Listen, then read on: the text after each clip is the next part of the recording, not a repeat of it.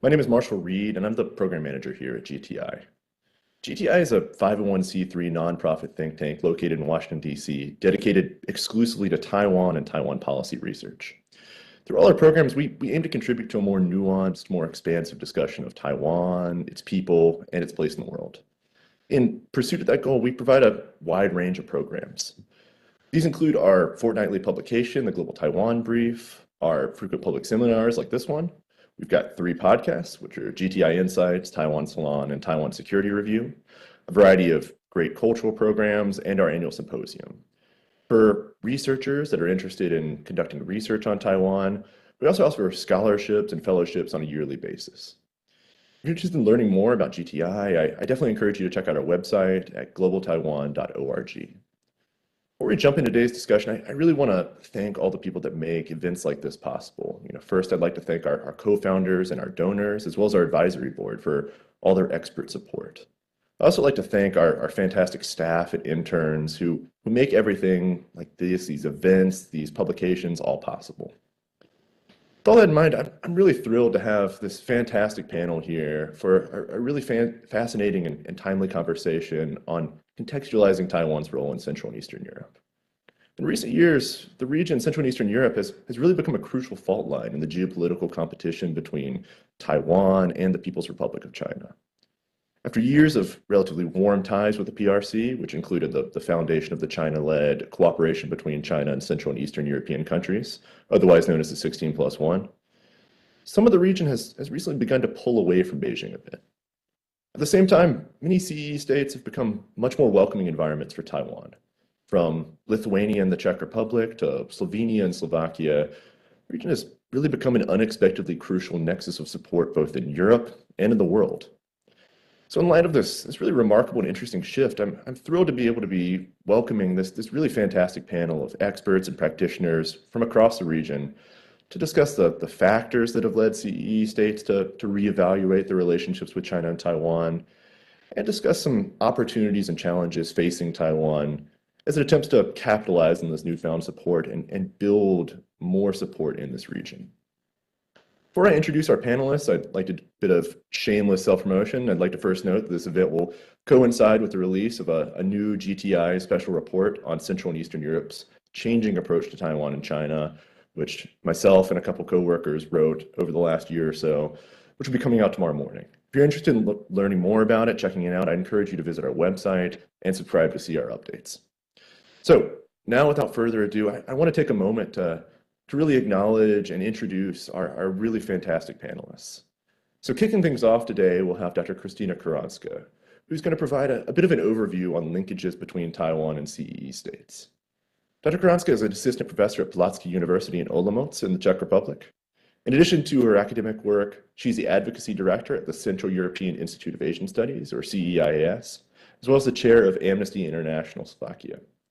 Previously, she served as a visiting scholar at the University of Taipei, a research assistant at the Institute of China and Asia Pacific Studies, and a lecturer at National Sun Yat-sen University. She received her PhD and master's from National Sun Yat-sen University, and an MA and BA from the University of Economics in Bratislava. After that, we're going to turn to Jakub Janda, who will help provide kind of a broader context of China, Taiwan, China, and CEE states, as well as recent developments in the Czech-Taiwan relationship. Jakub is the executive director of the European Values Center for Security Policy, where he specializes in European policy towards Russia and China, as well as the response of democratic states to hostile influence operations. He's delivered expert briefings and testimonies to members of U.S. Congress, the NATO Political Committee, and the European Parliament Special Committee on Foreign Interference. Also note that Jakub last year spent 4 months living in Taipei, where he established a new EVC Taiwan office in January of 2022, which really had the amazing distinction of having EVC be the first European think tank to set up a permanent presence in Taiwan. Right after that, we'll hear from Filip Šebok, provide an overview of really a big part of this discussion, which is China and its complex and controversial position in the region. Filip is a project manager and China research fellow at the Association for International Affairs in the Czech Republic, where he works on the MAP Influence and China Observers in Central and Eastern Europe, or CHOICE projects. Previously, he worked for the Slovak research institution Stratpol and CEIAS, and was a fall 2022 SIPA James S. Denton Fellow in Washington, D.C. Šebok graduated in Chinese Cultural Studies and International Relations from Palacký University in Brno, Czech Republic, and Renmin University in Beijing. And closing things out, last but certainly not least, we'll hear from Dr. Ágnes Szunomár, who's going to share her expertise on a really important dynamic here, which is the economic factors that underlie both Taiwan and China's approaches to CEE states. Dr. Szunomár is an associate professor at Corvinus University in Budapest. In addition, she serves as the head of the research group on development economics at the Institute of World Economics with the Center for Economic and Regional Studies in Hungary.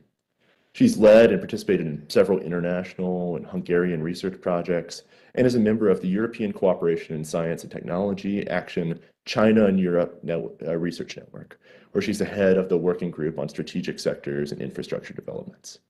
She's also a member of China Observers in Central and Eastern Europe. She received her PhD and MA from Corvinus University in Budapest, as well as an MA from Udvar-Loránd University. Before we begin, I'd like to tell all of our audience and make it clear that we really do value your input and want to hear from you throughout this event. So if you do have a question for our panel, you can post them in our YouTube chat, email them to contact@globaltaiwan.org, or tweet at us at Global Taiwan. So without further ado, I really want to jump right into everything and hear from our fantastic panelists. So Kristina, go ahead and kick things off. Okay, thank you very much for having me. Let me share the presentation.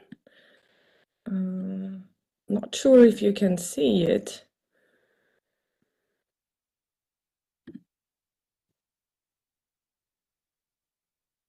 Okay, can you see it?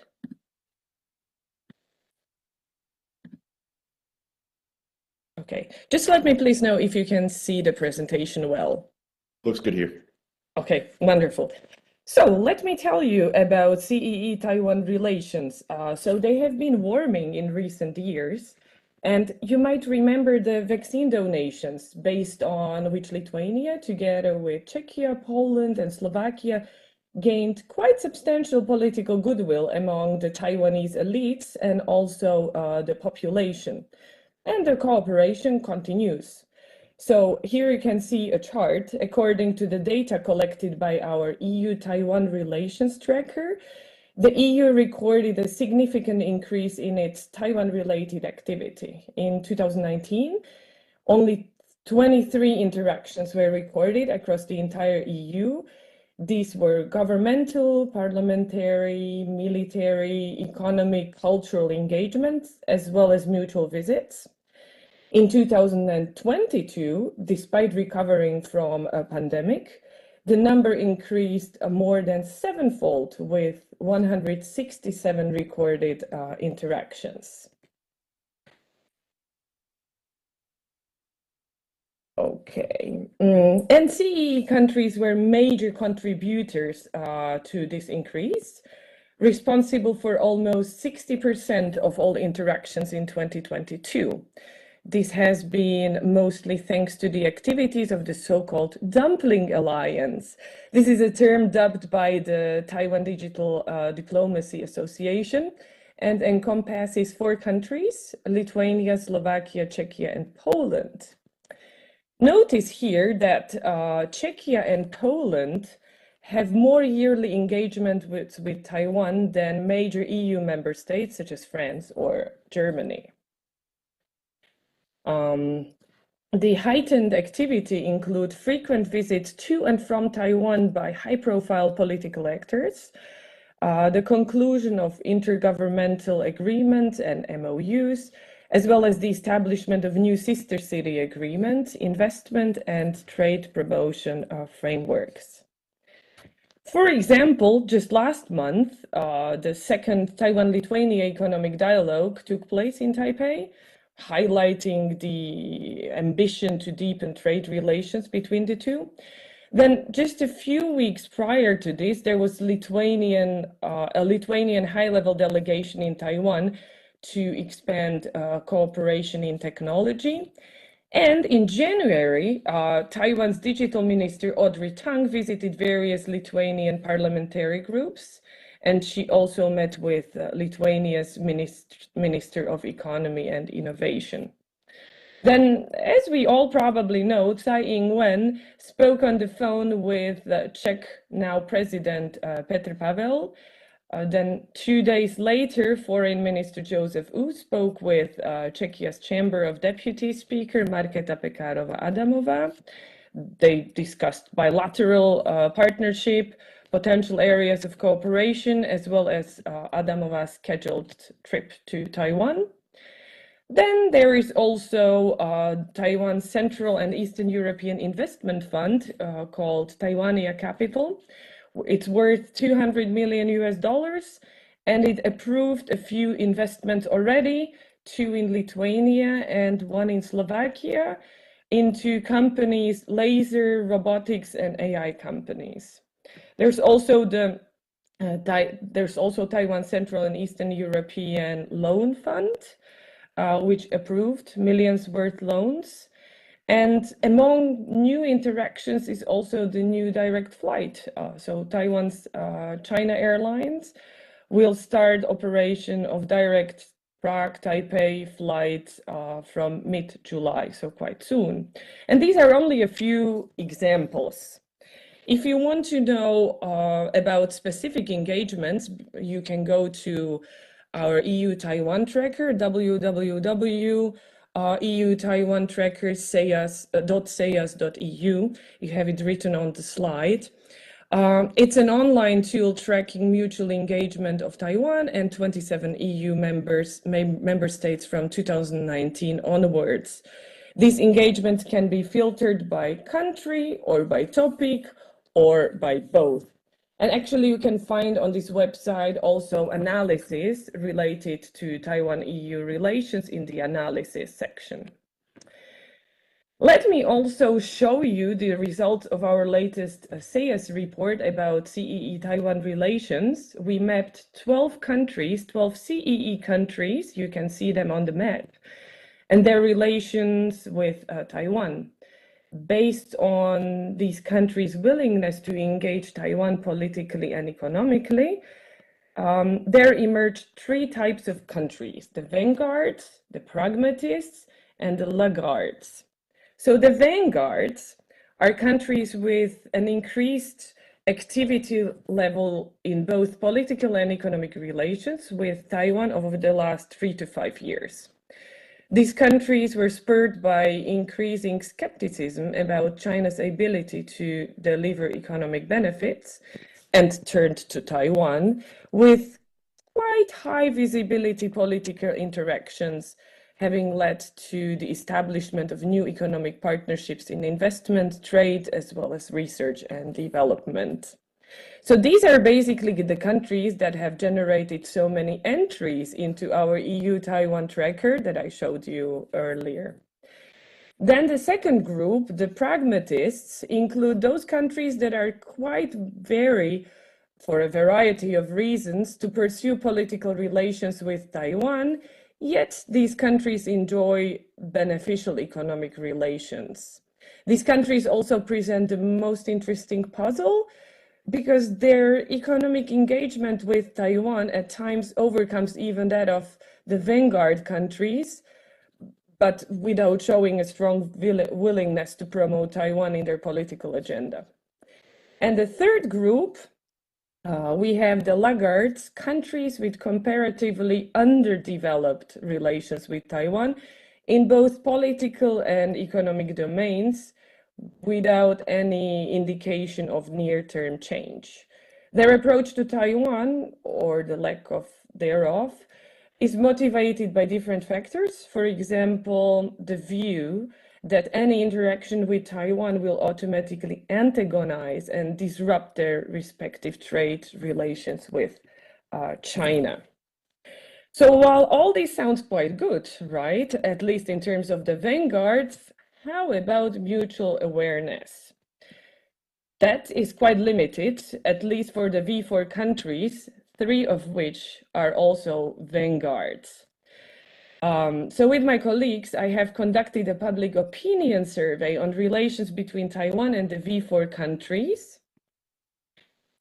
This has been done by CEAS in partnership with the Sinophone Borderlands project of the Palacký University. I work at both of these institutions. And we had over 1,300 respondents in each country, so Slovakia, Hungary, Poland, Czechia, and Taiwan, of course. And in all these countries, our data is nationally representative in terms of gender, age, and region. So the survey showed us that overall, there is limited mutual knowledge and awareness among Taiwan and the V4 countries. However, there are positive trends that both sides can build upon to improve their images further. In Taiwan, the V4 countries are already seen positively. In turn, Taiwan is perceived neutrally among the V4 countries. In Taiwan, voters of the DPP are more favorable towards the V4 countries than voters of the KMT. And among the V4 countries, political divisions are especially visible in Czechia and Slovakia, and to a lesser degree in Poland.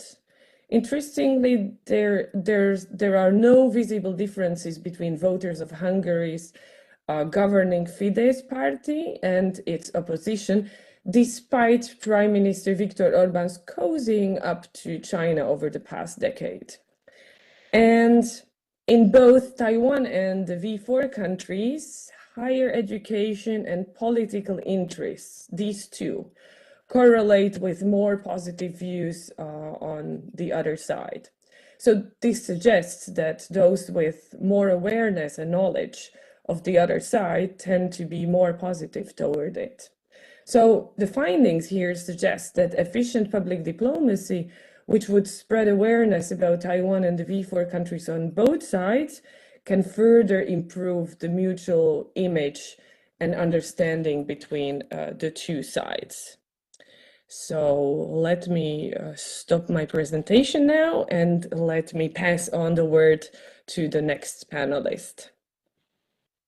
Great. Well, Kristina, I think that was a really good overview of what's a really complex and really interesting thing to follow. And I think the way you made it clear is that this is just getting started. This is a new thing. It's really over the last couple of years, and the countries are kind of going at it at their different paces and have different factors that are influencing them. But really amazing start, and I definitely encourage everybody to check out the CEIS's EU Taiwan tracker. I use it a lot. It's very good. So with that note, I'd like to turn over to Jakub to bring China into the conversation and bring the Czech Republic into the conversation and delve a little bit deeper into these issues. So Jakub, over to you. Thank you, Marshall and GGI for hosting me. So I'll jump into it. Basically, what we saw was a major Chinese effort in much of Central Eastern Europe for, let's say, conducting elite capture operations, promising investment, while in many ways trying to buy political influence in many of the countries in Central Eastern Europe, and seeing what sticks, seeing who stays, who will be willing to become a Chinese de facto proxy. At the end, there has been much of not success, let's say, not much of success for China in this field.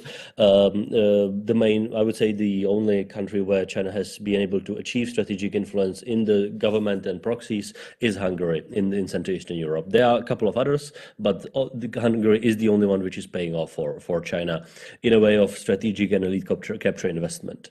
In other countries, we see that there has been a lot of pushback, and I think Czech Republic is a prime example of that. We have had a very pro-CCP or pro-PRC government since approximately 2014 till 2021, approximately, with a couple of changes. We have had a president who openly supported engaging with the PRC regardless of all the consequences, including fighting the domestic security agencies, let's say, on behalf of the Chinese intelligence apparatus and companies like Huawei, for example. That's what we had in Czech Republic for quite many years. But that actually led to a de facto political protest by the opposition parties, the center-right opposition parties, which approximately around 2018 and 19 started to engage with Taiwan. First, I would say it was mainly out of protest against the governing coalition, but then it developed into what today is a de facto state policy of the Czech Republic to Taiwan. And I'll try to explain what it means in practice. Is that, I mean, where we are in the case of Czech Republic now is that we will, next week actually, there's a huge delegation, more than 150 members going to Taiwan, led by a Czech Speaker of the Czech Chamber of Deputies, and it's actually the second speaker of the Czech Chamber of Parliament going to Taiwan after the first one went in late 2020. We are currently the only European country which will actually have two speakers visiting Taiwan in a couple of years. I understand that Lithuania will send its speaker very soon to Taiwan as well, but that's what we see on the Czech side. What it means is that we have actually a pro-Taiwan majority in both chambers of the Czech Parliament, which is pretty good, which allows the speaker and many others like chairs of committees to go. Because you always need a vote at the end on these matters. But what I think is even more relevant is that we actually currently have a government coalition which is openly stating in the official government program that support of Taiwan is the government's policy.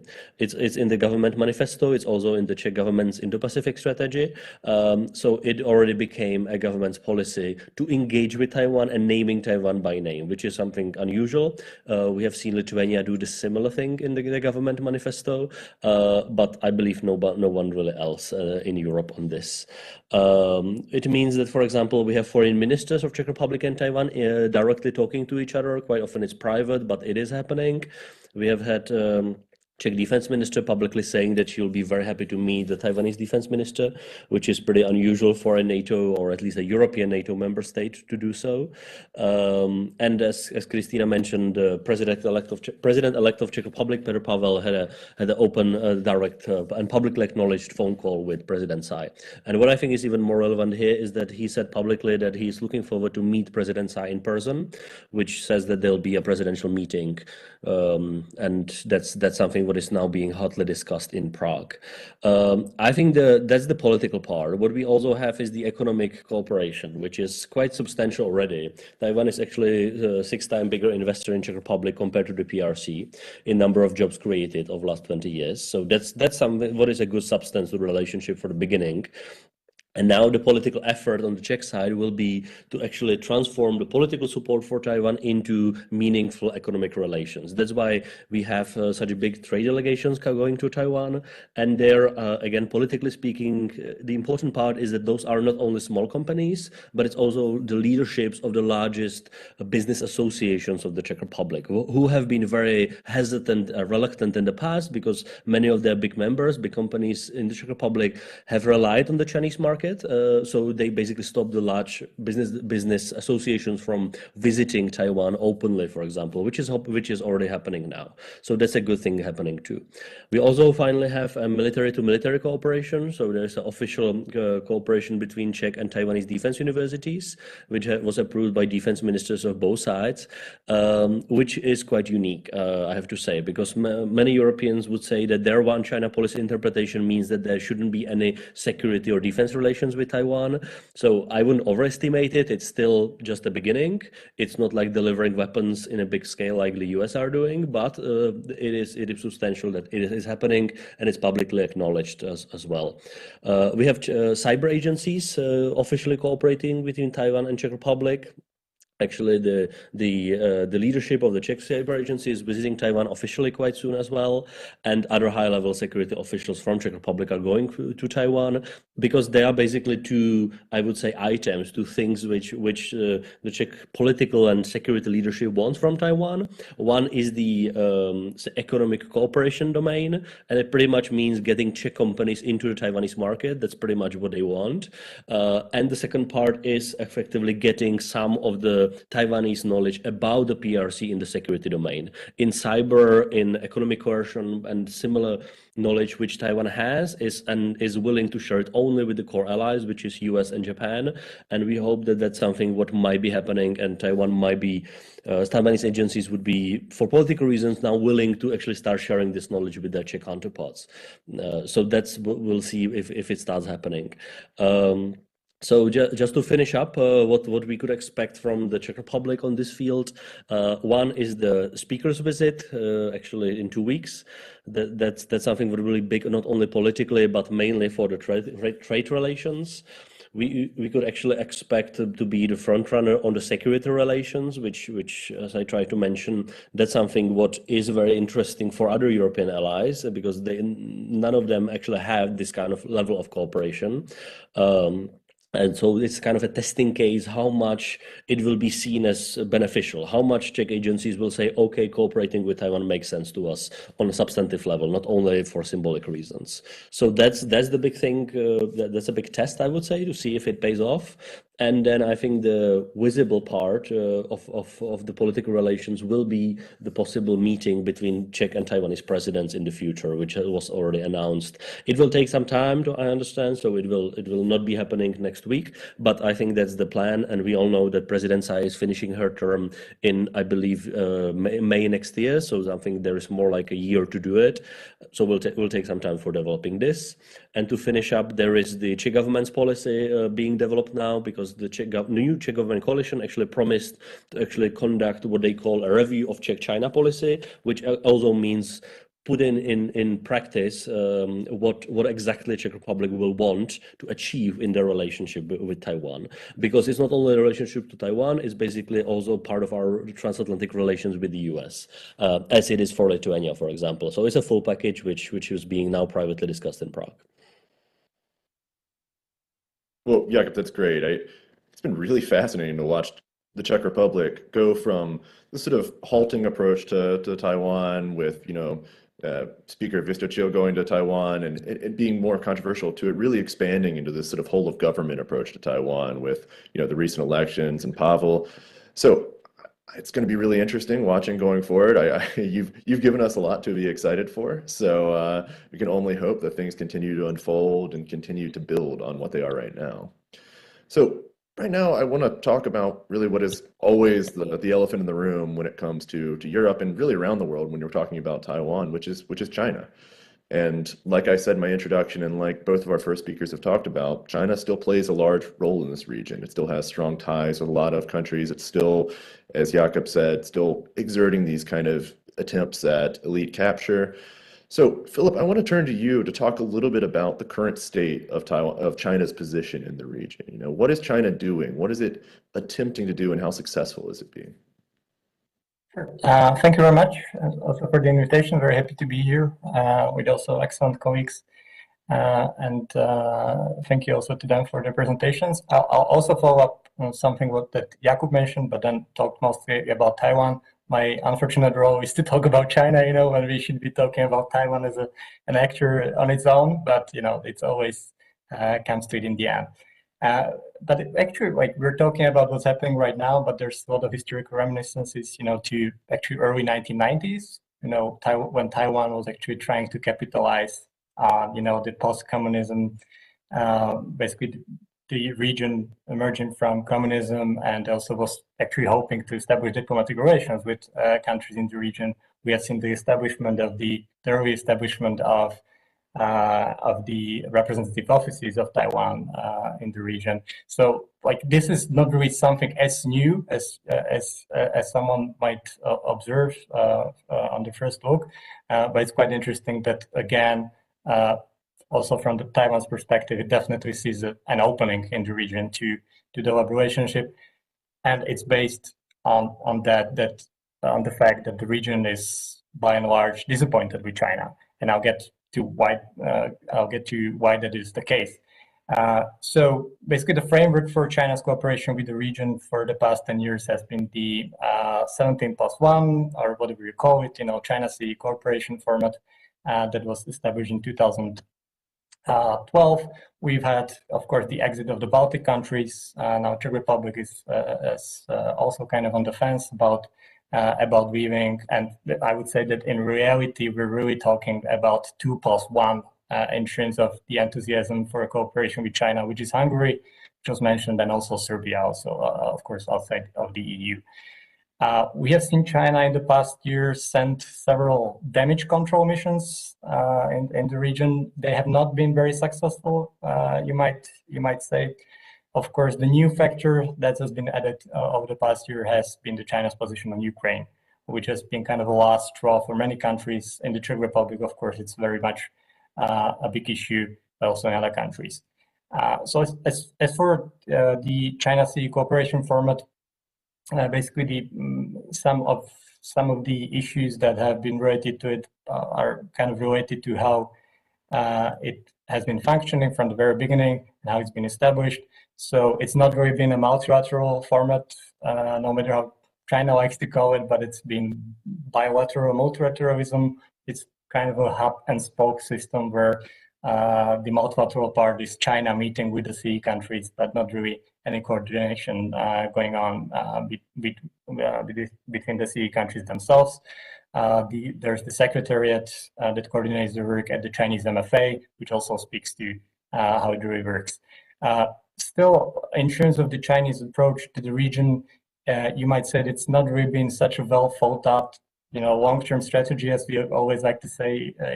Think about China having a long-term plan, really, crossing the river, touching the stones. So it's been more like at the very beginning, China announced the initiative and then kind of let also different actors kind of fill it in with meaning.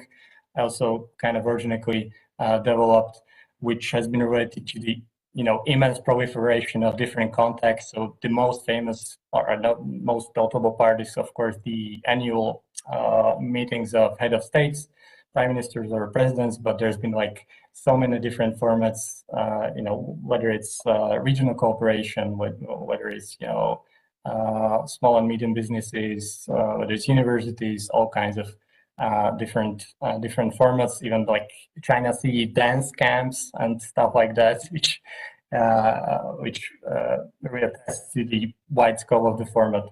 Of course, many CE countries at the time, they appreciated the opportunity to have the opportunity to speak directly to China, which they did not really have before. To have some kind of framework for meetings. At the same time, like the proliferation of these different formats has not really been met with the actual results. And then I'm getting to really the problems that have kind of popped out during the course of the cooperation. So the very first kind of original thing of the initiative is that the CE countries have mostly had economic interests in their cooperation with China, not really much of strategic interests in having China as a strategic partner. The strategic partnerships that have been established notwithstanding, but their understanding of China was very mostly through the prism of economic partner in source of investment and potential export market, but not really strategic partner. And also this also means that when the economic results did not come, the foreign policy of these countries has changed quite suddenly. Another problem, the Chinese kind of conceptual misunderstanding of the whole region, where it has approached it as kind of as it does the countries of Global South. So talking about China-CE cooperation as part of South-South cooperation, which China is used to in Africa or Latin America. And this is, of course, also related to the economic offer that China kind of presented to the region, which has not really been very appealing because the huge loans that China can offer in Africa, Latin America are not really that appealing, especially for the EU countries, which have much better sources of financing. And also more broadly, there's not been really that much complementarity in terms of economic interest on both sides, where there's not like huge deposits, of raw materials, which China is interested in, usually in Africa or Latin America, South Asia. And on the other side, there's also not that many, high technology or advanced, good brands, established brands that China wants to acquire in Western Europe, let's say. So this has also resulted in the cooperation not really achieving the results that many countries kind of expected. Another factor, of course, and we're seeing also the results of this right now, the worsening view of China related to the growing, oppression, domestic oppression in China, of course, regarding the Uyghurs, situation in Hong Kong, also basically what in general the aggressive foreign policy of China, also towards Taiwan. And the last straw, as I said, really the support of China for Russia, tacit support, of course, not outright support. And we're not really just talking about the China's position on the war itself, but just a few, basically a short time before the outbreak of the war, the meeting in Olympic Beijing, where basically China supported very broadly Russia's strategic interest in Central and Eastern Europe, which in a sense basically meant the organization of the European security architecture, scaling back NATO to pre-1997 borders, which meant that China basically positioned itself on the very opposite side of the existential security interests of the CE countries, which of course is a big thing and something, a far cry from what I believe many countries in the region expected 10 years ago. Still, of course, right now we have in the region, because of, these factors, I kind of have a different role in different countries, of course, different impact. So we still have different, approaches. We have also seen, for example, with Lithuania, it was kind of very high profile about its exit from the 17th FAMAS cooperation, whereas Estonia, Latvia were kind of more low profile in that. We see other countries that kind of don't really see any sense in cooperation or any practical results. For example, as Albania, just a few days ago, a statement from Prime Minister, but they don't really want to leave either. And that's also kind of, Poland, which still sees itself as kind of like a leader in the region, wants to have keep the relationship with China, despite its position on Ukraine. So it's kind of a complicated picture. And regarding what we can expect in the future in terms of the development of the format itself, but also of general ties between China and the region. So first scenario basically is dissolution of the format itself. I don't think that's likely. That would be a huge hit to China's image, of course. That's not really what you do. You can transfer the initiative to something else, or you can just, change in some ways, but not really, say it, okay, we're done here. So that's not very likely to happen. I think it's more likely is some kind of hibernation, which we're probably seeing right now already. So we see also during the Chinese diplomatic missions, the focus, they're saying, let's focus on practical results, let's kind of put the cooperation on the sideline, downscale the meetings. We heard talks about the ministerial meetings as opposed to, head of state level meetings. So basically there's this effort to, not put it too much, seeing that the countries are not that interested anymore. And the last scenario, again, which kind of is not contradictory with the second one, is the revival of cooperation. And we're seeing also that China is now trying to mend ties with Europe. Recently, also the so-called peace proposal on Ukraine is kind of also part of that. And we should not really exclude the possibility that down the road there's some other opportunity in the region where China can still bring something new to the table. Right now, it doesn't seem very likely. But another economic crisis in Europe, another opportunity for China, for example, to step in. So right now it looks quite bad in the region for China overall, with some exceptions. But I would still not exclude the possibility that there's still some potential for China to get back to its earlier position. Great. Well, Filip, like you said, it's a complicated situation there, but I think there was a tendency, years back when the 16+1, 17+1 was, just being founded, just getting started. I think in the US at least, there's a lot of concern that this was a, really masterminded plan by China, the really concerted effort to establish itself in CEE countries. But I think you painted a good picture that it was, much more complex than that and much more flawed than that. And there were a lot more, issues facing China as it tried to establish itself. I want to turn now to Ágnes for something that I think all of our presenters so far have touched on that's really a big determinant of CE countries approach to China, and now their approach to Taiwan, which is economics. Economics and trade really, provides a lot of influence and really does motivate a lot of these countries, particularly, an interesting case with Hungary. And so I'm so excited to hear more from Agnes about, what are the current state of economic ties between China and CEE states, and now Taiwan and CEE states, and hear a little bit more about Hungary as well. So Agnes, over to you. Thank you very much for having me as well. Let me share a few graphs with you, so as you can learn a bit more about the already mentioned economic ties. So I decided to make a comparison between China and Taiwan in CEE, and I decided to pick, when it comes to the trade graphs, at least 2 vanguards and 1 pragmatist country, as just briefly link the topic to Kristina's presentation.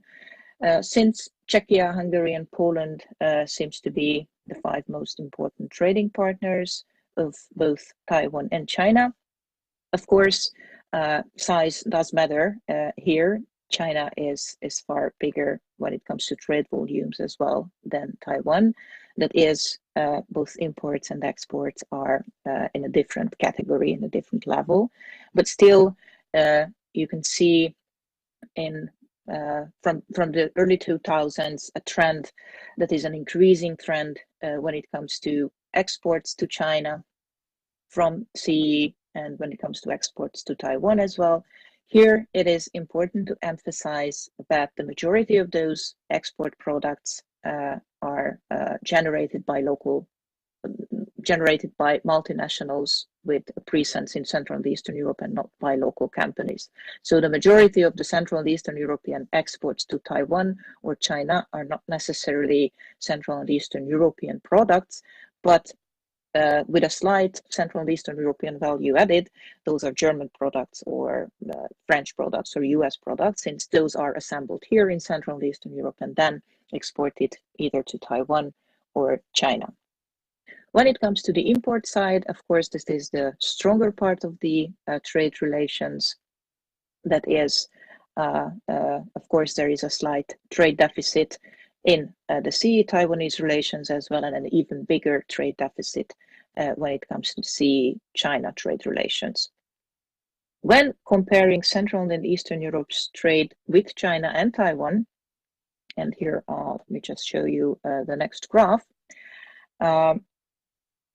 we can conclude that Poland, that is the biggest country in Central and Eastern Europe, is the largest recipient of both Chinese and Taiwanese imports. Poland is followed by the Czech Republic and Hungary. On the export side, it is again Poland, followed by Czechia and Hungary, that exports the most to China, but it is Czechia that exports the most to Taiwan, followed by Poland and Hungary. When it comes to, as I've mentioned, the Central and Eastern European countries' exports to either countries, again, let's emphasize that it is generated by local subsidiaries of multinational companies, that is not by Central and Eastern European owned companies. This is important to emphasize because even if there is a political aim of having, let's say, better relations with Taiwan or better relations with China, it will not necessarily appear on the level of export data, since it is not necessarily the decision of local governments, but it is the decision of headquarters in Berlin or in different type of other European cities or even US cities, where that export will go from Central and Eastern European countries. Potentially more interesting topic is FDI, for indirect investment, since both China and Taiwan kind of picked the Central and Eastern European region a while ago and keep on investing in these countries. While smaller Taiwanese companies established their Central and Eastern European presence already in the 1990s, in the early 90s, let's say, bigger companies, especially Taiwanese multinational companies, gained their foothold here after the millennium, at exactly the same time when Chinese companies started to approach to the region. So at the time of the new opening up of China, when they became members of the World Trade Organization and started to invest more into Europe, especially into Central and Eastern Europe.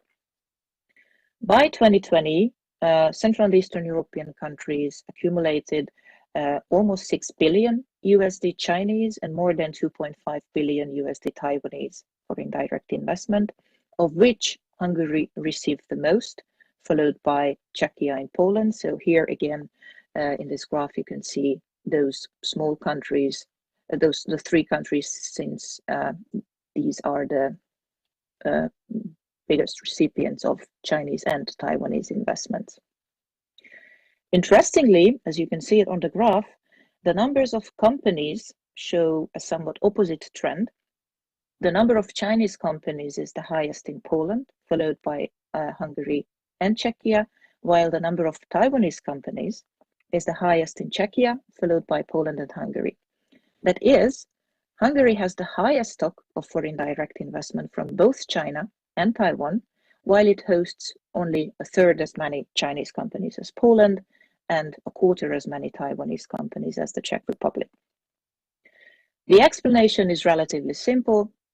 Hungary hosts mainly big multinational companies from both China and Taiwan, with each of these investments having a relatively high value, while Poland and Czechia hosts mainly smaller companies. Again, it has to be emphasized that Chinese investments are still dwarfed by, for example, German multinationals' investment into these countries. So when we calculate the percentage share, we found that Chinese FDI stock is around or below 1% of total inward FDI stock in Central and Eastern Europe. It is above 1% only in the case of Hungary for the already mentioned reasons. Let's go on to the next one. This is a table that summarizes the major pull factors of the Chinese and Taiwanese companies in Central and Eastern Europe. I've made interviews with companies based in Poland, Czechia, and Hungary, but I can say that this is kind of typical or characteristic for the whole Central and Eastern European regions. So when it comes to those factors that attract companies to the Central and Eastern European region, we decided to differentiate between macroeconomic pull factors, institutional and political pull factors. Based on my interviews, Chinese and Taiwanese companies are attracted mainly by macroeconomic factors to Central and Eastern European countries. These factors are, among others, market access to the whole EU, so not just to Central and Eastern Europe, relatively low labor costs, and the qualification of the labor force as well, and also company-level relations. Nevertheless, institutional factors such as free trade agreements, institutional stability, tax incentives, or any other type of incentives, and the activities of investment promotion agencies are also important for both Chinese and Taiwanese companies. And political factors, such as the level of political relations between the company's home country and the respective host country, political gestures or confidence-building measures, seem to play an important role only for the Chinese companies, that these are not as important or not at all important for the Taiwanese companies when looking for an investment destination to Central and Eastern Europe. We have been talking about the political relations, so let me just briefly refer to that. So in Central and Eastern European countries, Chinese companies tend to invest in politically friendly countries more, while it invests less in countries that make, for instance, critical statements about China from time to time. But economic relations do not really have an impact on political ties. That is, more Chinese investment doesn't necessarily result in better political relations between China and the respective Central and Eastern European countries. Political or diplomatic relations seems to be much more influenced by various international trends, EU-level processes or decisions, or even the US stance. Hungary, of course, seems to be an exception here, at least in a sense that it goes against the EU trends quite often and doesn't see engagement with China as risky as other European countries or as other Central and Eastern European countries do. Still, even in the Hungarian case, we do not see evidence that economic relationship is positively affecting the political relations, since Hungarian-Chinese political relations have been consistently good over the past 2 decades or over the past 23 years, while China's economic presence is still not significant compared to, for instance, that of Germany or the US or any other Western European countries. While for the Chinese, political ties tend to affect economic relations rather than vice versa, we couldn't really find evidence of political factors affecting the location decisions of Taiwanese companies in Central and Eastern Europe. In fact, Taiwanese companies seem to make such decisions based on other criteria. Big Taiwanese multinationals act in a highly pragmatic manner in Central and Eastern Europe, which means that they do not really take care or take account of political relations, but focus purely on business interests. If they receive more investment incentives in Hungary, they choose that over Czechia, even if the latter is politically more friendly than the former. Another interesting link was revealed during the interviews, that is, the majority of those big Taiwanese multinational companies with a presence in Central and Eastern Europe have a connection to China, either a subsidy on the mainland or cooperation at the global level. And it seems that these Taiwanese companies are often leveraging these contacts and tend to locate where other Chinese companies are locating. Similarly, these Taiwanese multinationals do not want to risk their already existing relations with Chinese multinationals. They are keeping a low profile, if you like, in CEE, and do not emphasize or even hide their Taiwanese-ness. Consequently, we couldn't really find evidence of economic interactions affecting diplomatic relations between Taiwan and Central and Eastern Europe. And let's go on to the final conclusions, if you like, of the economic relationship between CEE and both Taiwan and China. Although, as I've mentioned, it seems that neither political or economic relations have an impact on one another in the Taiwan-CEE case, those developments we have already mentioned in the past 1 hour may affect economic interactions. Lithuania, Czechia, Poland, and Slovakia sent COVID vaccines to Taiwan during the pandemic, and in return, Taipei sent a delegation to 3 of these countries, which was a business delegation as well. Of course, with a possibility that it may end up in more investments or more business deals. Based on, again, those interviews I've made, there may be a chance for Taiwanese investment to contribute to better political relations with CEE countries in the future. And the majority of those interviewees believe that if Taiwanese investment were introduced in sectors other than manufacturing and assembly, since Taiwanese investments are targeting the very same industry that Chinese or German companies are targeting, that is manufacturing and assembly. But if these investments were introduced in sectors other than manufacturing, in high technology, for instance, in innovation, in R&D, that could possibly have a positive spillover effect on political relations, since then Taiwanese investors, Taiwanese companies would be different from the aforementioned Chinese ones. And here I would stop sharing as well, and of course look forward to questions. Great. Well, Ágnes, I think that's a great overview of, again, what is a very complicated thing. And it is interesting that you draw the distinction that there is, a very big distinction between these economic factors and these political factors. They're linked in some ways, but in other ways it's a bit unclear. I think I'm excited to delve a bit more deeper into it as we go forward. I want to turn now to a bit of a Q&A session. And again, I'd like to remind our audience out there that we really do want to hear from you. We really want to make this an interactive conversation. So if you do have a question for our panelists, feel free to submit it in our YouTube chat, by email to contact@globaltaiwan.org, or tweet at us at Global Taiwan. So I'm going to take the moderator's prerogative. I have lots of questions, but I won't ask all of them. But I want to start a bit broadly and kind of pose this to all of our panelists here, which is that something that we're always curious here is that as we've seen countries around the world, become a bit more wary of Chinese influence in the wake of, COVID-19, in the wake of Wolf Warrior diplomacy, so-called.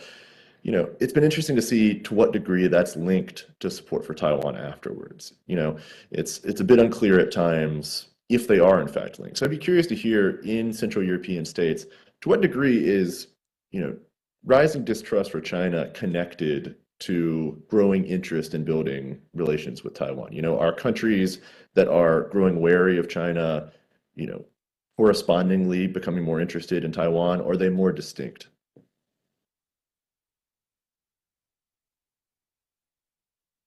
And whoever's interested in starting off with that. Jakub? I can start. I see. I mean, in the Czech case, it's quite clear. It's basically first China was in, then there was a protest in the opposition parties, and then it basically the Taiwan policy took over. So it's quite clear. It is a zero-sum game in the Czech case. I believe in Lithuania too. But the only country I see which is trying to have it both ways is Poland, because actually we do see, and not always everything is visible publicly, but we do see some of the efforts from the Polish government to actually engage with Taiwan. But then at the same time, initiatives which are quite often proposed by Lithuania or Czech Republic are being taken very reluctantly by the Polish government, mainly by President Duda's office. Not the foreign ministry in Poland seems to be quite active on Taiwan and willing, but the presidential office in Poland is stopping many things in engaging between Taiwan and Poland. So, and clearly one of the things is the hope for some of the Chinese investment to Poland, which many of the other allies in this region are scratching their heads because they are thinking, oh, well, Poland is such a great ally in Russia. Why can they actually start having a comprehensive China policy and Taiwan policy, at least in some things? But Poland is not seen as a good ally by those countries, or even by the US on China.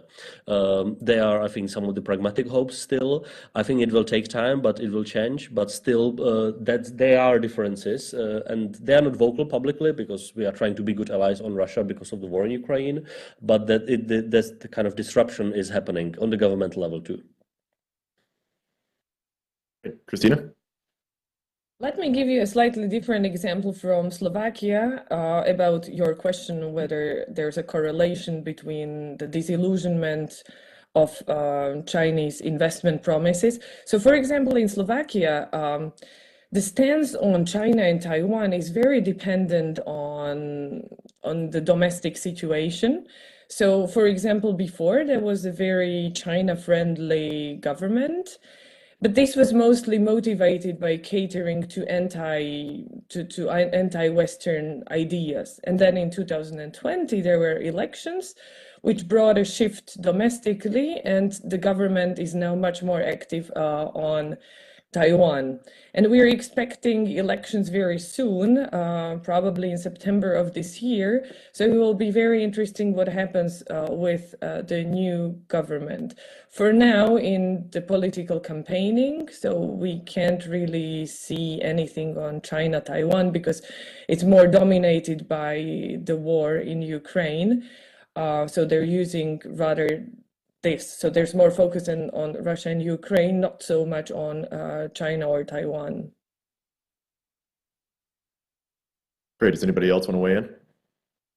Yeah, maybe if I can just follow up, and that's actually, I think, what the research that Kristina presented also shows that pretty well. I think we have the cases like Czech Republic where the view on China and Taiwan is pretty much quite different based on political preferences. I would say that in these countries, and that's like a big factor in explaining why basically the worsening view of China results also in increased willingness to cooperate with Taiwan. It's not the same in all the countries. I think, for example, in Czech Republic, again, something I know the most, but I think it's also a unique case in the region.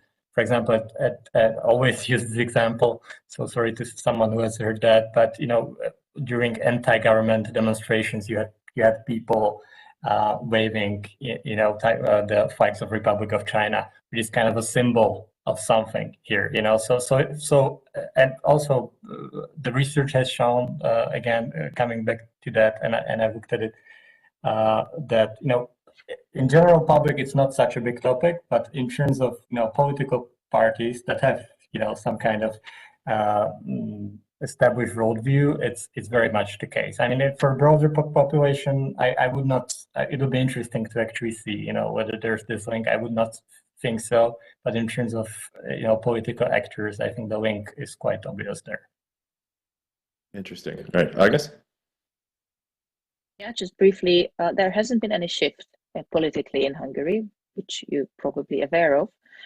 Still, I think that there needs to be we need to make a distinction when it comes to political or economic relationship with Taiwan. It seems that when it comes to political relationship, the Hungarian government is pretty much in line with the one China policy and it insists on having relations only with China. But when it comes to the economic packages offered to various multinational companies coming from Asia, although those are rather confidential, but at least based on my interviews and based on various assumptions, I believe that these are pretty much the same packages offered for the Taiwanese companies and for the Chinese companies. And this is one of the reasons why Hungary hosts so many Taiwanese multinational companies. So when it comes to economic relationship with China, Hungary also seems to be pretty much pragmatic. Interesting. Yeah, I think pragmatism is a good guiding principle for the way a lot of these countries are approaching this. I want to seize on something that Jakub, a dynamic that Jakub brought up, particularly in Poland, where you've got a president that's much more wary of establishing relations with Taiwan, while you've got a legislator that's more interested in building relations with Taiwan. That seems like a dynamic that comes up not just in Central and Eastern Europe, but around the world, where you've got kind of a bifurcated approach to China and Taiwan, where there's part of the government that's interested in Taiwan, another part that's interested in China. It's been interesting to see, particularly in Central and Eastern Europe, these sort of sub-national level linkages between Taiwan and these countries, whether it's city-to-city diplomacy, it's these more sort of people-to-people ties. Be curious to hear, going forward, do you see more opportunities for Taiwan to build these kind of lower level but still really important ties with counterparts in CEE states?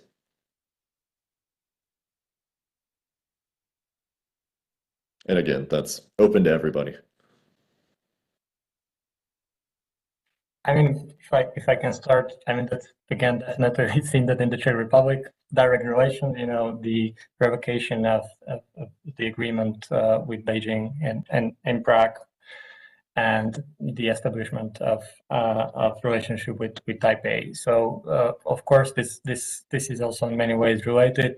We've actually done research with Maciej Zimalczyk from CEAS and other colleagues on the local level ties with China. So I haven't done research on Taiwan specifically. So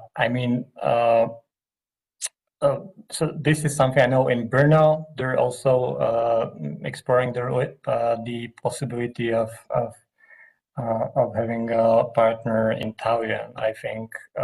So this is something that's also coming to the agenda as part of, and you've mentioned it, like this all-government approach. So there's interest from different actors. So it's not just the government, it's the academic institutions and so on. Czech Republic, again, is a very good case in this, where you have a push at different levels. So I think this will be also a new thing on the agenda, and it's many times is also very much connected to the economic expectations again, because there's a lot of expectations from Taiwan, especially high tech, semiconductors, of course.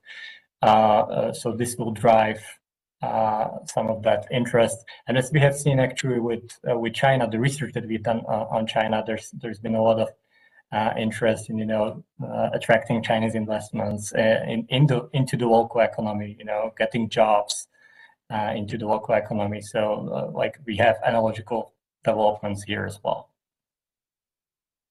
Great. Kristina? So these soft power tools that could be used between the CEE countries and Taiwan are let's say, underdeveloped. Just speaking about the sister city agreements, I have a map here in front of me and I will tell you there's a couple of sister cities. So for example, Kaohsiung's sister city is Bratislava, then Tainan has a sister city in Poland. Taipei has Prague, but then it also has Warsaw, Vilnius, and Riga.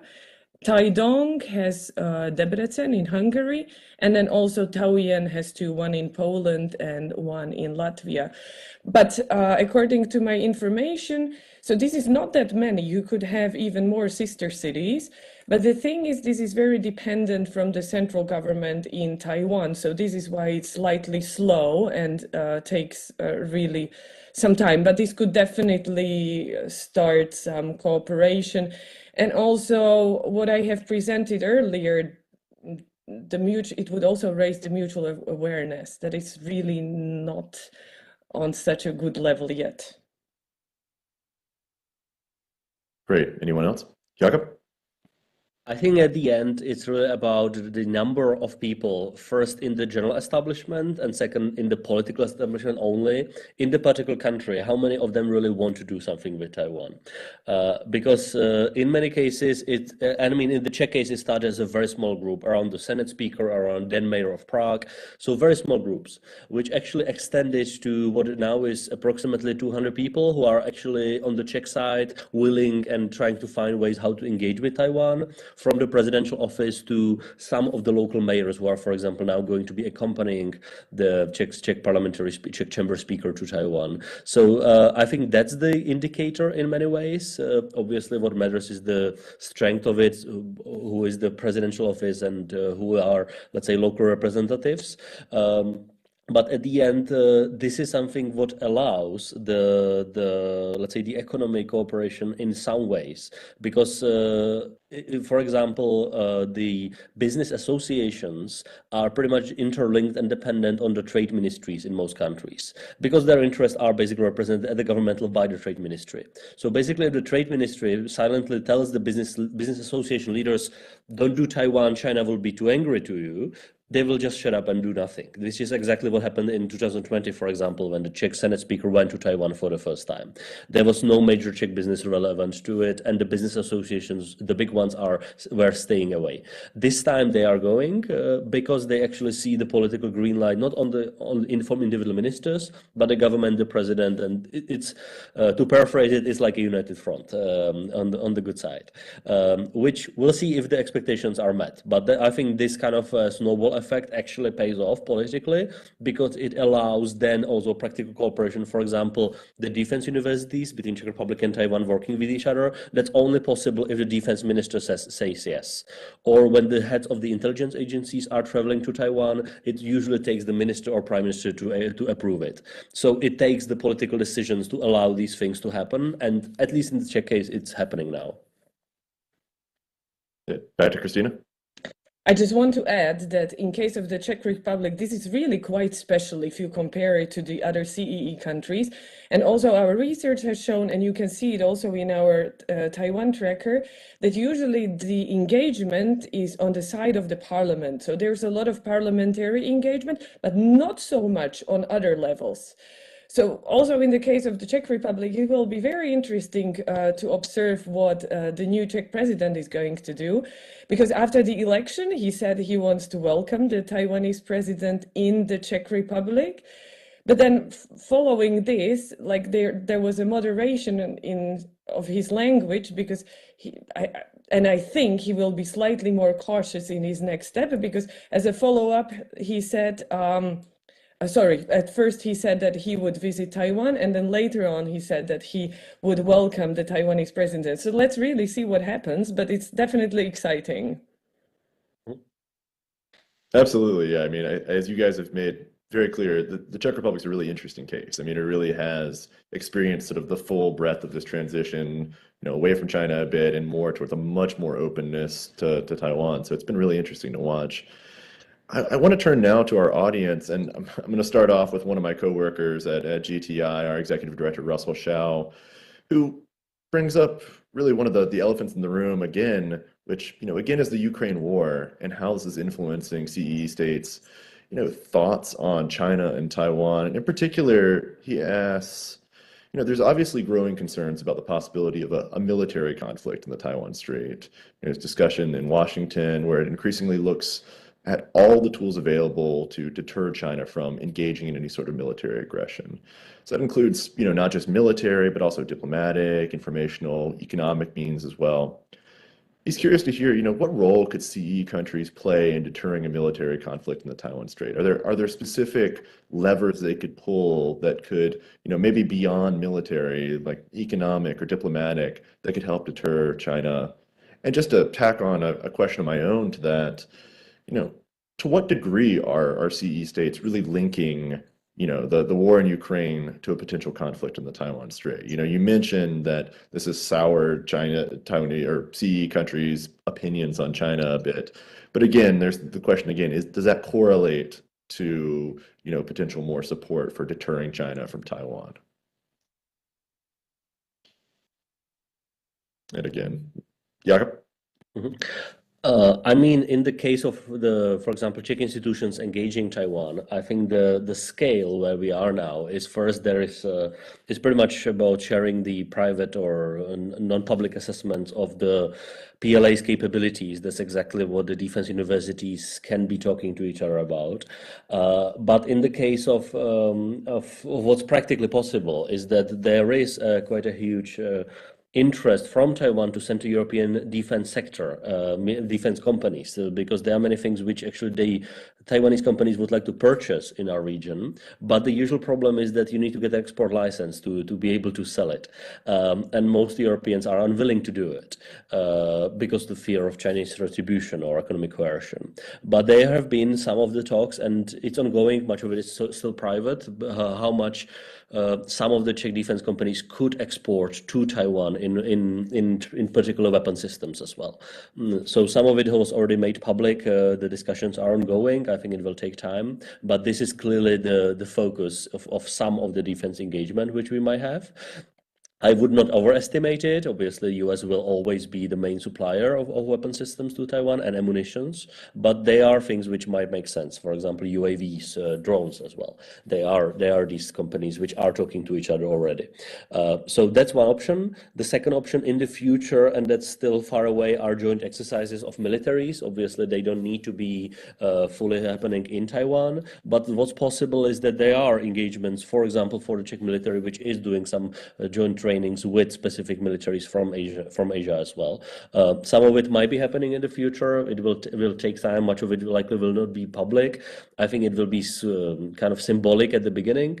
But that's exactly one of the efforts to actually learn, for example, from a total defense concept of some of the Central Eastern European countries, which is something what Taiwanese military is being pushed to actually adjust inside the Taiwan's defense posture. But there are a lot of disagreements on political level inside Taiwan, how to actually change the defense posture in the response to lessons from Ukraine. Basically, how the Russian war in Ukraine changes how Taiwan should be defending itself on the land, not really at sea.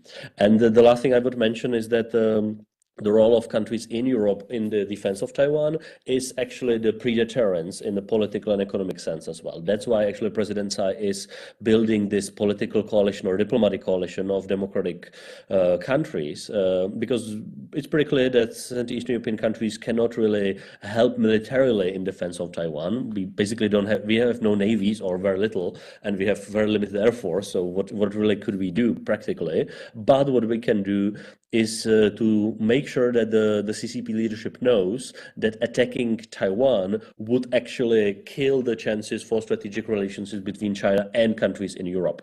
And that's something what actually can play some role in the calculus of the CCP leadership in the future. It will not be the decisive phenomenon. It will not be the decisive factor. That obviously will be the military part with the US and Japan and the subsequent calculations which the CCP leadership will do. But that's the role Europeans can play, to effectively make sure that the Chinese government knows that if they attack Taiwan, even for a possible blockade, their European countries will be willing to actually press China economically, not in a sense of crushing China with economic sanctions, but actually with killing Chinese political interests in Europe. But if we are not there at all, we are in a situation where the German political leadership is bringing the leaders of their business to Beijing to actually kneel to the dictator. That's more or less the European policy on China at this moment. We are not decreasing our dependence on China. We're actually not doing much in this regard. So once China starts attacking us, they will squeeze us economically, and Europe will effectively do nothing if it happens tomorrow. So I think there is a lot of effort which we need to put into it. And honestly, I think it is a main homework for Europeans in regards to China policy to decrease the economic dependency, so we cannot be really squeezed when the conflict starts, because then it's too late. Sure, I definitely agree that there's a lot of work that needs to be done, particularly from the German side. The Zeitenfunde hasn't really materialized quite yet. Agnes, you had a question? Well, I just wanted to add that although I'm an economist, so I'm not an expert of such topics, but I expect something similar that happens now. So in case China would attack Taiwan, probably the Hungarian stance would be pretty much the similar, unfortunately, as in the case of the current Russia's war in Ukraine. That is, they wouldn't really be involved and would rather be sidelined in any type of negotiations. But I don't think that it would be true for the rest of the region, but it would be true in particular for Hungary and Serbia, that they wouldn't really put any pressure on China, but would like to stay out of the business. Sure, I think that's definitely an important consideration there. I want to turn now to a question from one of our friends, one of Jakub's co-workers at EVC, Marcin Józefski, based over in the EVC Taipei office. This is specifically for Kristina. I wanted to learn a little bit more about the sampling that you used for your surveys in Central and Eastern Europe when it comes to China and Taiwan. Okay, so our surveys were nationally representative with over 1,300 respondents everywhere. They were nationally representative in terms of gender, age, and region. They were conducted online, not directly by us, but by agencies. It was coordinated by a Czech agency, and then there was a collaboration in each of these countries where this survey was conducted. Any more specific questions on this? No, I think that covers it, and I think you covered a broad swath of the society. It's interesting. Well, I want to turn now to a question from Dave Stillwell, who asks a question that I think I direct towards Filip, and it's something that you've addressed a little bit earlier. What are the chances that the 16+1 becomes much more irrelevant going forward? What are the odds? You presented those 3 scenarios. Curious to hear what circumstances would lead to a kind of complete deterioration of the 16+1, or are you really erring on the side of that it will continue to persist in some way or form?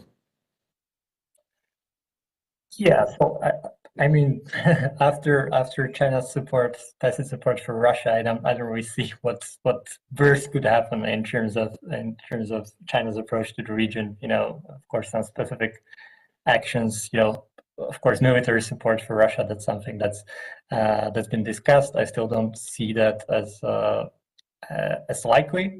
So, of course, China could go further in that respect, and that might be a red line. I don't know, even maybe for Poland, let's say. But I feel like there's not many countries see it that way, and I think there's some sense to that. There's not really any sense, in rocking the boat too much. And you just you have this format. There's something happening. You still keep the communication lines open. But there's no really any new major initiative coming from that. I mean, I would be interested, just purely out of interest, what China will do going forward in terms of bringing something new to the table, because it seems there's been some efforts to offer some concessions, for example, to give opportunities to Central and Eastern European countries, agricultural product exporters, to establish themselves on the Chinese market. But this is not really, such a major part of most of the countries' experts that this would, change really the whole state of the play. So right now, I think it's actually smart for China to really keep a low profile, to not have that many meetings where we could actually have countries not participating. So when you take it down the notch and have it on not the highest political level, then it's also easier for countries to somehow keep being involved without that much political capital being put in. So I don't think it's going to dissolve unless some really major thing happens. I cannot really envision that. I think any particular scenario apart from direct Chinese military assistance to Russia. That makes sense. Well, Jakub, did you want to say something? Just briefly, it's a zombie format. Basically, nothing really happens. From what we hear when these meetings are happening, it's very formal. It's just everybody listening to each other from the kind of CE countries, who is saying what, who is the most submissive one. We always know is Hungary, but outside of that, nothing really happens in those meetings. So I think we should basically kill it diplomatically. I think it will happen in the future because there is nothing China really brings to the table, and if they do it bilaterally. They go and approach the proxies of Viktor Orbán in Hungary, for example, or specific people in particular countries, even in Ukraine as well, which is obviously outside of it. But it goes bilaterally. This format actually is more formal at this moment and pretty empty. I think it's pretty understood that way. Yeah. Great. Well, I think I agree with that. I want to close things out a little bit. I think we got time for one or two more questions. I want to go around the room real quick and look to the future of it. I think a lot of our talk thus far has been on, the recent past, the current state of affairs. I do want to look forward to what is Taiwan's position going to look like in a couple of years? Is this current trend towards Taiwan going to continue? Is it going to kind of plateau at a certain point? Will China push back? Curious to hear from all of you, from your various, places nationally, your areas of expertise. What do you see for Taiwan in the future? And are there specific ways that Taiwan can kind of strengthen its position here, can capitalize on this wave of support in CEE states? So maybe we'll start with Ágnes. Yeah, probably from the economic perspective, as I've already mentioned, if Taiwanese companies would target other sectors, other than manufacturing, assembly, that would be something different from the rest of the multinational companies' activities in Central and Eastern Europe, and that could have a positive spillover effect to other terrains of cooperation, including political relations. When it comes to my country's background, so the Hungarian position, that pretty much depends on who's going to be in charge. So whether there's going to be a new government elected, because with the current government, I do not expect considerable change in Hungarian-Taiwanese relations, but with a new government potentially coming from the current opposition, I would expect a more balanced type of relationship in the triangle of Hungary, China, and Taiwan. Interesting. Great. Kristina? So in my opinion, this trend will continue for a while for sure. What happens in the far future remains to be seen. But I think also the Russian aggression in Ukraine has highlighted a little bit of a values-based political leaning. And so this is why I assume that there will be a trend of continuing relations with Taiwan.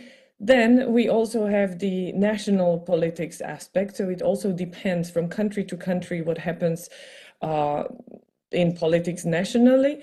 And then also, thirdly, it depends also whether Taiwan will deliver economically, because as we have seen, there has been disillusionment with China by several countries in the region. So, Taiwan has to be careful not to slip into such a position too, because that would really change things. Great. All right. Filip?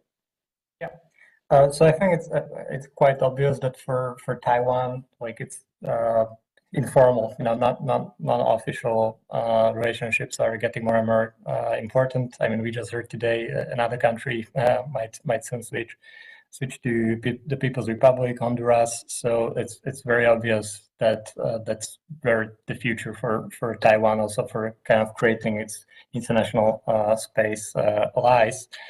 I mean, we can also, there can very well be a political change in Taiwan, so that's also one factor to definitely consider in that context. And in general, I think for CE countries, especially those leading countries as the Czech Republic, it's going to be important to really also put Taiwan higher on the European agenda, because were many, and Jakub mentioned that the role of these countries really in deterring China and any kind of conflict in the Taiwan Strait is really political mostly. So we also need to translate this relationship that they have built with Taiwan into some positive agenda on the European level. And we're hearing just these days, there's a lot of not fear maybe, but cautiousness about, for example, opening the investment agreement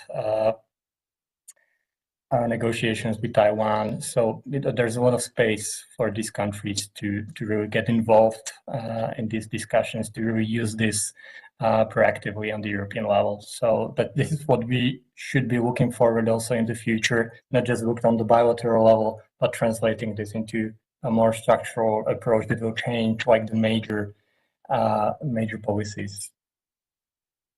Sure, and you're right, we haven't even addressed really the European dynamic of this and the broader continent-wide approach to this and where CE fits into that. So that's another topic that's very worthy of delving into.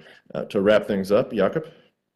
I think there are four things which we'll be seeing. One, whether Taiwan will be able to actually deliver to those who they see as preferential allies, like Czech Republic or Lithuania.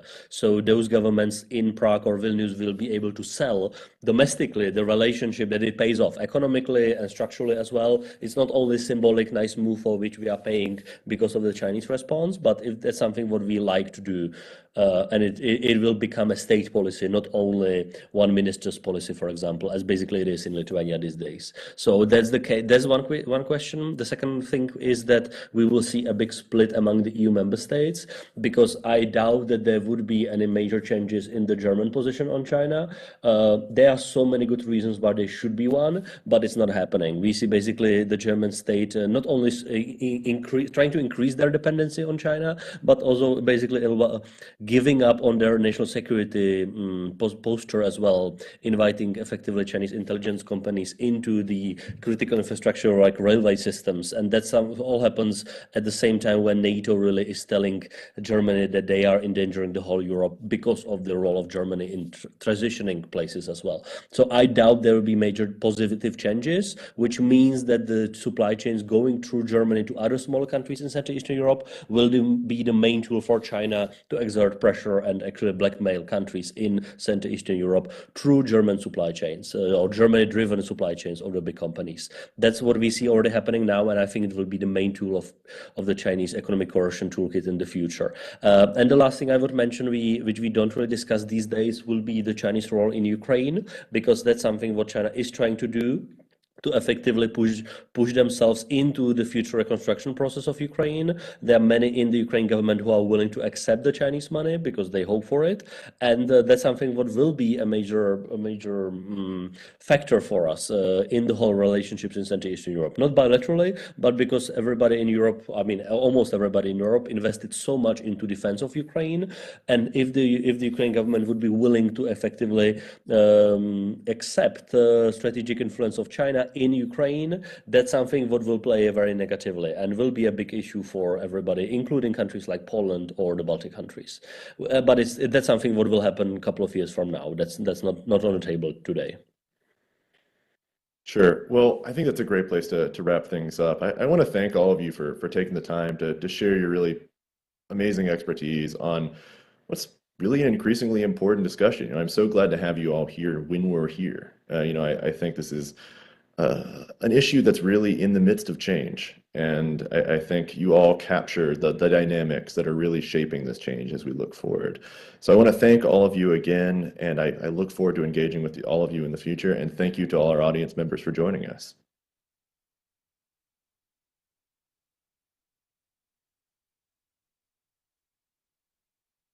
Okay, Roland.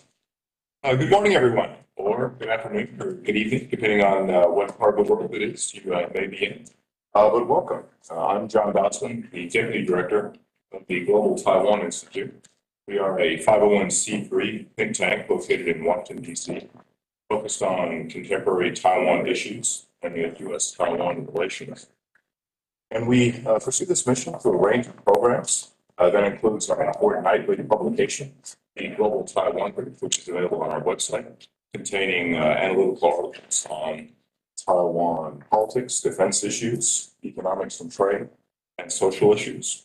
We also do it through our podcast series, Taiwan Salon and Taiwan Insights, as well as through periodic public policy discussion seminars, such as the one we're having today. Thank you very much for joining us. I think this is a very important topic. Today we're looking at the defense policy changes in the Indo-Pacific region in response to rising tensions over Taiwan. That's certainly, the rising tensions over Taiwan is certainly something that's gotten a great deal of attention, increased attention over the course of the past year, most prominently in the large-scale and very provocative military exercises that were conducted by military forces of the People's Republic of China in the immediate wake of a visit to Taiwan by then U.S. Speaker of the House Nancy Pelosi, again, most provocatively with the missile launches that were fired around and in some instances over Taiwan itself, including some that landed in Japan's exclusion zone. And this increased PRC military activity has prompted defense policy changes in a number of ways. It has done so certainly in Taiwan itself, which over the past year or a couple of years has seen some very prominent policy changes that have taken place, one of those being significantly increased defense spending. I believe for this past year, the defense budget that Taiwan's government passed was, I believe, about a 14% increase from the year before. Also, in late 2021, there was a very outside of the regular budget, there was a very large supplemental that was passed to fund the increased production of domestic anti-ship missiles and anti-aircraft missiles. So Taiwan has certainly ramped up its own defense spending. And then, perhaps most prominently and most politically costly, if that's the right way to put it, at least one that involved greatest expenditure of political capital, Taiwan's government took the dramatic step at the end of this past year of announcing the increase of conscripted service time, which had been shortened to 4 months for young men. They announced a new plan where that was going to be expanded out to a year of required training for young men in Taiwan, along with a broad framework plan as to how those increased numbers of conscripted service soldiers would be used. So within Taiwan itself, there's certainly been some fairly dramatic steps taken.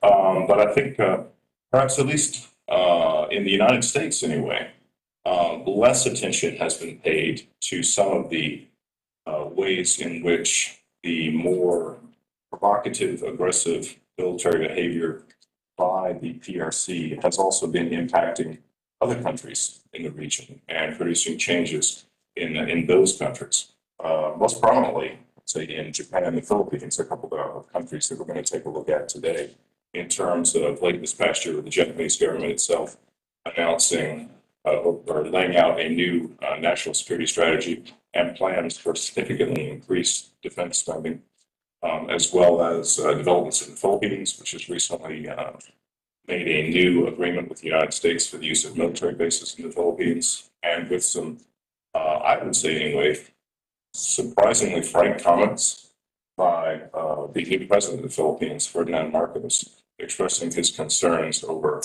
potential conflict over Taiwan and what it might mean for the Philippines.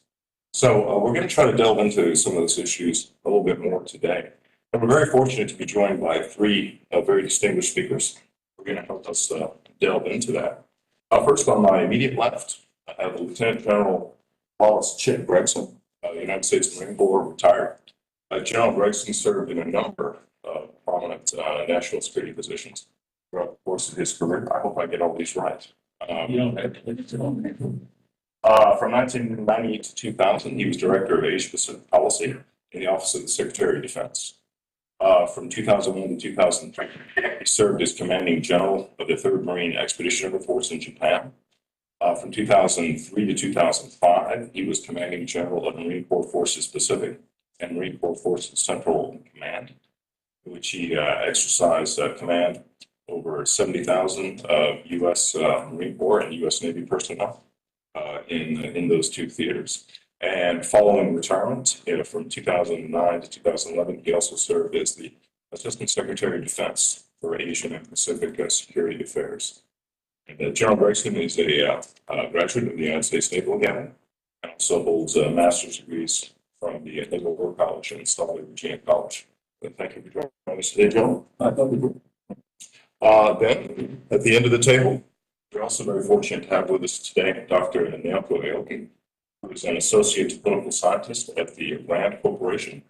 Her previous academic work has focused on East Asian security issues, including pretty good work on nuclear policy, nuclear security policy in Asia and the North Korean nuclear program. She's also served in previous positions as a non-resident senior fellow at the Atlantic Council and in a nuclear security fellowship with the House of Representatives. And prior to her academic career, she was also a journalist for a number of years with Japan's Kyodo News. She holds an MA in International Relations from Johns Hopkins SAIS and a PhD from the University of Maryland. Dr. Naoki, thank you, ma'am, for joining us today. And also, a special note of thanks, I think, is due to Dr. Renato Cruz de Castro, who has very kindly offered to join us and to share his expertise with us at a very uncivilized hour in the Philippines. He's joining us from Manila, where it's now after 10:30 p.m. So we have really abused his generosity in asking him to join us today. We're very fortunate that he has done so. Dr. De Castro is a distinguished professor in the International Studies Department of De La Salle University in Manila, and also where he holds the Dr. Aurelio Calderon Chair in Philippine-American Relations. He has taught courses in a number of Filipino government